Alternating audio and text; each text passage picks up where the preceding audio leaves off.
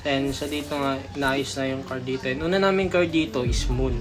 So, ayun, ang nilagay ko dito is hindi Moon. Dalawa agad na Moon. Diba? Pero may tatlo akong Moon. So, nilagay ko na dito yung tatlong Moon dito. Diba? And, ayun na, naglagay na sila ulit. Hindi nila napansin yun. And ito, nag-question mark siya. So, ayun, na-diffuse yung bomb. Titingnan natin sa sabog. So, ayun, hindi sumabog yun. Next, ano namin card namin is Sun.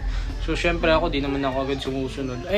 Ang sinunod ko pala dito is yung Sun. Kala ko hindi kasi Sun yung nilagay. So, ayun, nag-infuse ako ng bamboo, hindi tayo agad sumabog. So, ayun, naglagay na akong tunay na Sun. Tapos, kinwestiyon niya ako, di ba? May isa na siya, ayun, tama yung nilagay ko. So, dalawa na siya. So, ayun, hindi siya sumabog. Naglagay huli ako ng another na mga card. Ayun, tapos ayun, kinwestiyon na naman ako. Ayun, tama naman yung card na nilagay ko. Ayun, wala na, babay na siya, di ba? Babay. Ganun lang yung guys, huwag niyo ako questionin.